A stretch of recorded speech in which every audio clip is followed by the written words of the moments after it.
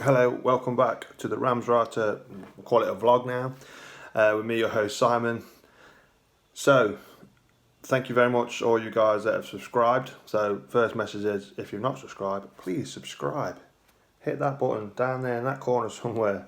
Really appreciate that. Like, comment. As you know, if you've listened to my podcast, I do get back to comments, etc.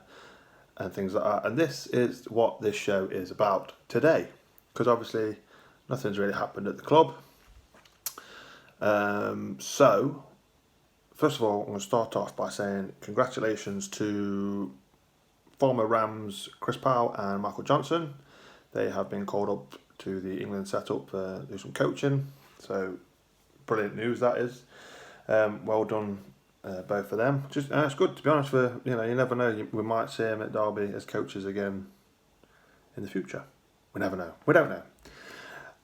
Congratulations. But that's not what the video is about today. So, the video today is about a tweet I saw on Twitter, obviously, duh. And it was from at DCFC Talk. And the tweet was this: why on earth are we talking about Chris Martin coming back? Are DCFC fans thick or what? So, I wouldn't agree with your wording about Corners thick, but no, whatever, mate. I get your point. So yeah, Chris Martin's now been mentioned again, which is not a bad thing, really. Some people love him, some people hate him. I think it's a bit like Marmite, really. Clearly, DCFC Talk isn't much of a fan. So I had a quick look at the replies on that, and there was a few. Bango underscore Don. His name being mentioned because we have scored 2 goals in the last 4. No shots on target in the last 2 games. Something to change to get the team performing better, either formation, tactics, or personnel. Which is it's a valid point. And then Sven Gem 2011. Thank God someone who talks real. Why anyone thinks he's good enough because he's scored in under 23 matches beyond me. Meant to move him forwards, not backwards. There's a reason nobody's come in for him. Okay, fair enough. Take your point. Johnny Bed. I am sure his quality is not lost on Koku, but perhaps his history, wages, and query attitude might hold him back. Like McLaren, he made some big mistakes promoting his own future. Having said that, he's a class striker in our type of setup. Good point. And Clogs underscore R underscore us replied to him saying, we set up to have no shots on target, perfect for him. A bit of sarcasm, why not, And then at underscore Bish underscore literally crying is what he put. And then Rob 0921700 put, what the fuck, he's still at Derby. So, anyway, I read the replies, and it was the one that that Sven Gem said to me about him scoring in under 23. So my reply was, Morgan Whittaker scored a shitload of goals for the under 18s, yet is deemed good enough for the first team. See my point? You made it sound like because he scored for the under 23s doesn't make it necessarily mean he's going to be good enough for the first team again. That was my point about Whittaker. He scored loads for the under 18s, yet Koku's he's played him in a couple of games this season, which is fair enough. So we can't really be using the excuse that the under 23s is not good enough. Does that mean all our under 23s that are coming through aren't good enough? It's tough. I get what you're saying. I know what you mean. So obviously, if you didn't see it, what she was talking about was on Friday. He scored an absolute beauty of a free kick with under 23s. It was an absolute pearler, to be honest. So just on carrying on what I put, I carried on to say Martin offers something different to what we have. We could do them to hold the ball up and bring in midfield runners. So I got some responses. What midfield runners from Clogs or us again, and then Allah's 85 midfield runners question mark. Bish replied to me, but it's just shite, mate. Simple as you can't do that anymore. This is okay, fair enough. My response to him was he was doing that for the 23s overnight. I'm not saying start him. Buck Taylor 84. If Waghorn and Marriott get injured at the same time, Martin and a couple of young players will have to be considered. I get Chris Martin isn't the same as 3 years ago, but the way some speak of him is disrespectful. It is. He did a lot for us. You know, he's one of our top strikers now. So, yeah, it is. He was one of our top strikers. You know, he's one of our top strikers in history, is what I meant.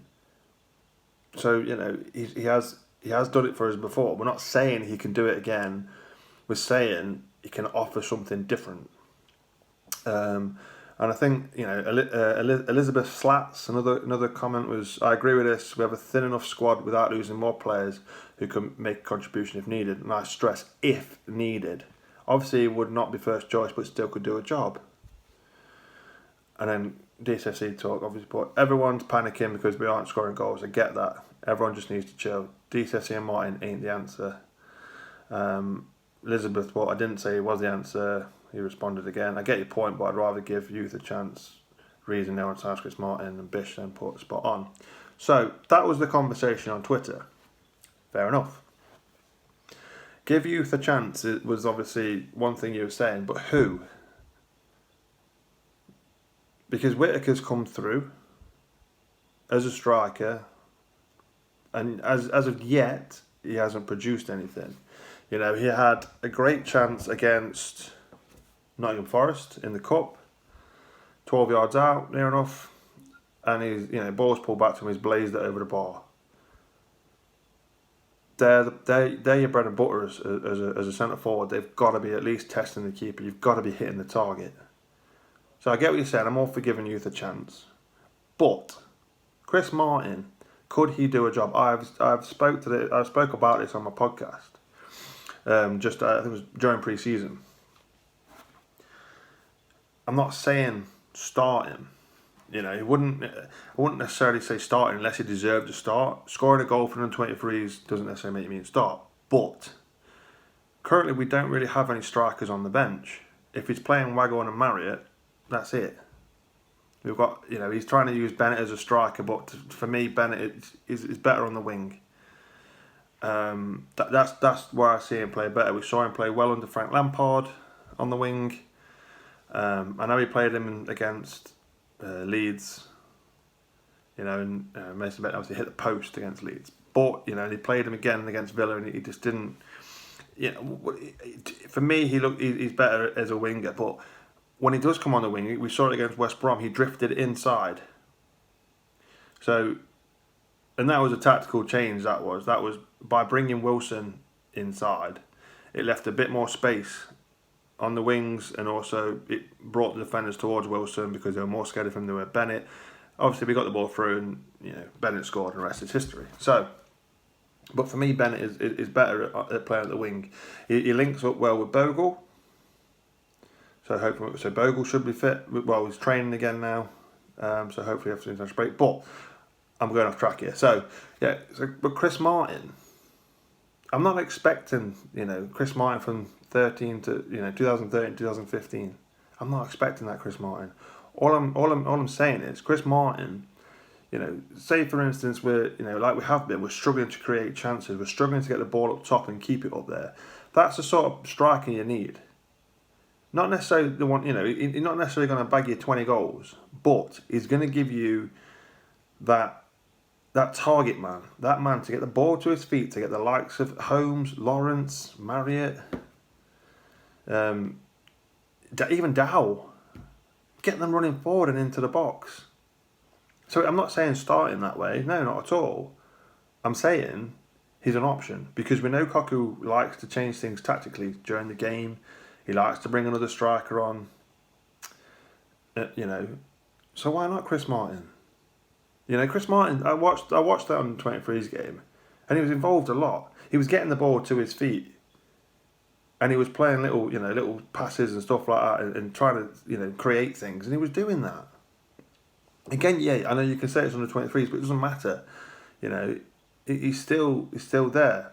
I watched Girona game, and you know he got a lot of stick in that game, but he wasn't getting any ball.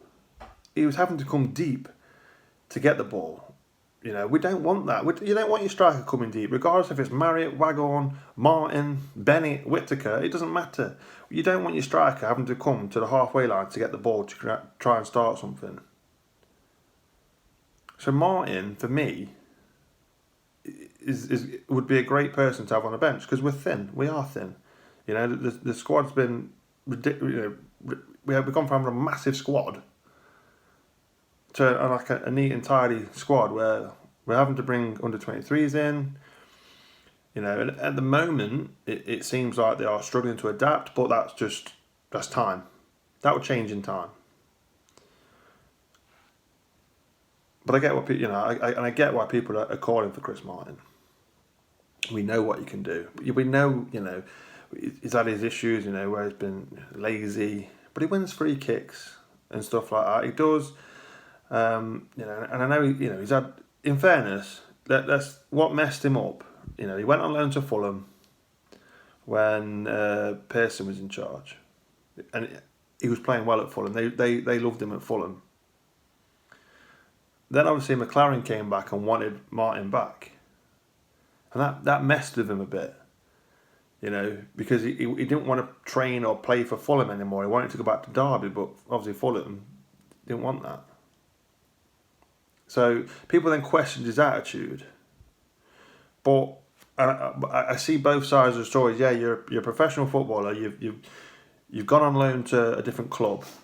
So, you know, realistically, you should be playing for them regardless. But then your parent club comes back asking for you with a manager who you get on with and who basically has a game plan which involves working it around you. So I can see it from both sides of why, you know, he's got a bad attitude, he didn't want to play at Fulham. And then obviously he's been on loan to Reading and Hull and he's not had the best of loan spells. Again, was that to do with his attitude? You know, because at the end of the day, he wants to play for Derby. He doesn't want to really play for different clubs. He wants to be at Derby.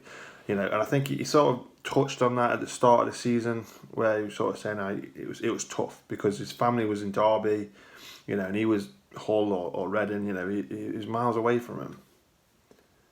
You know, so I can't begrudge him that. You know, I've got family myself, kids and whatnot myself, so I'd find it tough if knowing they were in Derby and I had to leave away. You know, so. But again, it's part of being a professional footballer. So yeah, Chris Martin for me. I'd have him, you know, at least on the bench to start with. And the thing is, this is the first, you know, those minutes on Friday were the first minutes that he's played since pre-season. So has he knocked on the manager's door? I feel like I want to play. What have I got to do? You know, we're not scoring many goals at the moment. I could be that man to change things. And then Cocky might have just said, well, I'll tell you what, go get some minutes under 23s, prove to me what you can do, that you can play, that you can contribute, and then we'll take it from there. I don't know if that's happened, obviously, but that could be a conversation that's been had. Because, like I've said, Chris Martin wants to be playing for Derby County. You know, he loves this club. You know, and I know the fan base is torn by him, but God, there's so many players in this squad that our fan base are torn by. But we know, the thing is with Chris Martin, he was unlucky when Gary Rowett, obviously he played with when Gary Rowett was on. He scored a late goal. It was shortly after that he went out on loan. And Sam Winnall obviously basically took his place. But for me, if Martin gets a goal for Derby for the first team, and the fans get behind him again, because we will, because we do love him. He might not be our number 9 anymore, but we do love Chris Martin. We want him to score some goals for Derby. And if Martin starts scoring, if he gets a chance and he takes his chance, then I'm all for it. But again, he needs the players around him to work with him, work for him. That's why I look at the likes of maybe bringing Shinnie in. You know, obviously Dowell's. I expressed how I felt about Dowell the other day, and I think 90% of our fan base agree that Dowell just at the moment isn't working for the team, doesn't look interested. So for me, why not stick Graham Shinnie in there? Give him a chance. Something's got to change. I know it's only been six games, but currently we are not clicking, not by far. But if you've got someone, so let's say we go to a 4-3-3, or I tell you what, it's going to have to be adapted, really, isn't it? Say if we go to sort of like a 4-1, 4-1-4-1 sort of thing, and then you can look at sort of possibly having Chris Martin up top, having a sort of because I'm trying to get Murray involved as a sort of 10 role, playing off him. It's like a 4-4-1-1 if you like. You could adapt that to a 4-1-3-1-1. If he wants to play with a holding midfield, even a 4-4-1-1's fine, because then you've got Bielik who can cover in. That's one another I want to see Bielik in midfield. Then you could have someone like, I don't know, Holmes in the centre with him, Marriott as the 10, and then Martin up front. Martin holding the ball up for Marriott to get ahead of him. Your wings, you can look at Waghorn and Lawrence. Then again, you've got them saying, well, I want you cutting in. That's fine. Give the ball to Martin. He's then got 3 options, 4 if Dwayne Holmes gets up there as well. So that's a possibility, perhaps. You can play 4-3-3, but then you're looking at leaving the likes of Marriott out, because if you've got Chris Martin, your focal point, it's going to be hard to get him in. But like I say, we did see Marriott play as a 10 in pre-season, and it was something that Cocu said he was looking at. And again, he worked with Martin. Martin linked up with him well. No disrespect to Waghorn, but he's again, he likes to, we thought he was sort of a target man. But the last couple of games, really, anything that's gone to him, he's struggled to control. And that's where Martin's probably better than him. Waghorn, he's not blessed with pace, but he's got more pace than Martin, and he probably works a lot harder. But we're not pressing from the front anymore. If you watch us, we've gone from pressing like last season with Lampard. We've gone from press to now. If you watch us, if they've got a ball, we drop back into shape. He's not asking his strikers to run round chasing the back four. He's not bothered. He's just saying, let them bring it forward. We'll regroup. We'll get our shape. Then we'll attack. Then we'll press once they're in our half. So we don't need Chris Martin running his bollocks off chasing lost causes. And that will suit him, because he's not, people say he's lazy. He's not lazy. He's just not quick. And to be honest, he probably knows he's not going to get there or make a difference.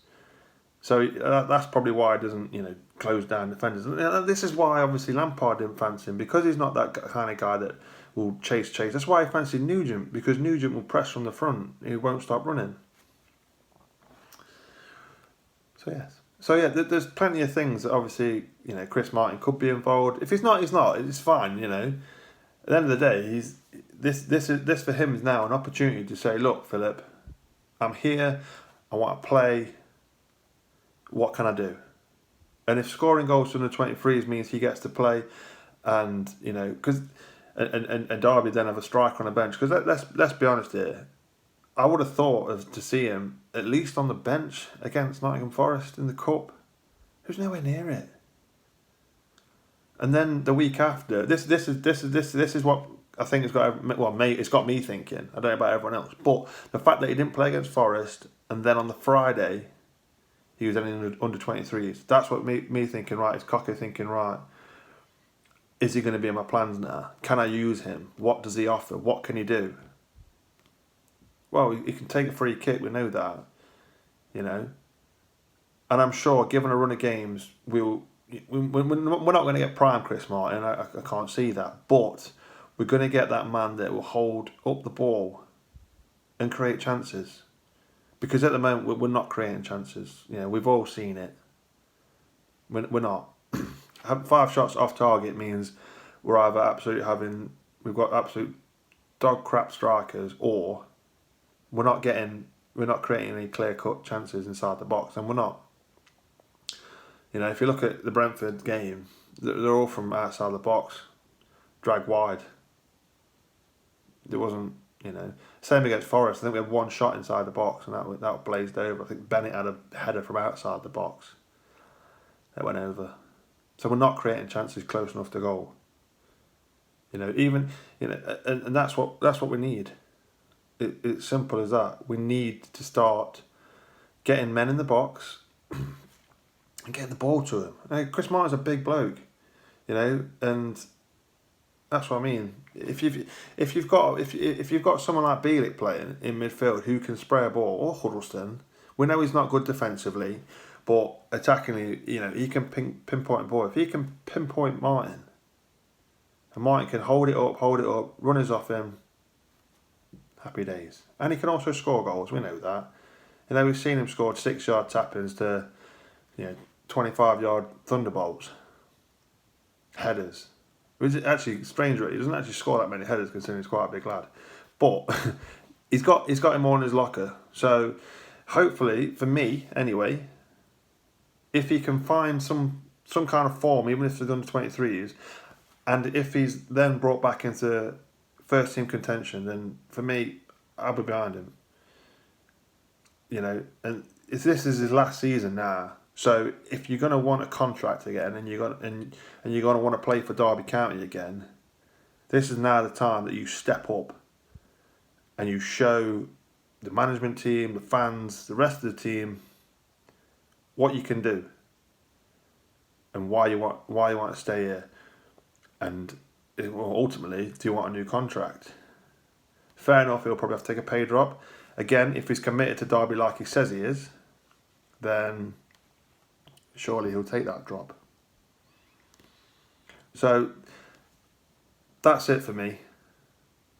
I just saw that on Twitter, and I thought, you know what, that's a good talking point. So, as always, guys, like I said, I'd love it if you subscribed down the bottom somewhere. There's a red button down there, as you said, subscribe on it. I don't do fancy stuff like you see. I've not got any video editing stuff or anything like that. So yeah, like, subscribe, comment. Either comment on the video, or comment on Facebook, or comment on Twitter whenever I post it. You know, this is what football's all about. I like this football. This is when, you know, you can have a debate, even if you don't agree. You know, because I've seen some debates where, you know, you're getting insulted. Nah, we don't need that. This is a good debate, and the Chris Martin debate. You know, I think I did a podcast actually titled "The Chris Martin Debate." But now it's probably coming to light more than ever. But again, we'll have to wait and see now after the international break. So we've got 2 weeks off. Well, yeah, 2 weeks off to the next game. Cardiff at home on TV. Let's do this. It's Friday night, isn't it? I'm sure it is. I'm sure I looked at my calendar and I thought they've moved that one. Yeah, Friday the 13th. Unlucky for some. Hopefully not for us. Hopefully, like I said in my last one, we can kickstart our season in September, and we can hopefully quash some of this negativity that's been going around. So anyway, like I say, guys, thank you so much for watching. Like and subscribe, comment, whatever, and I will see you next time. And as usual, come on, Derby!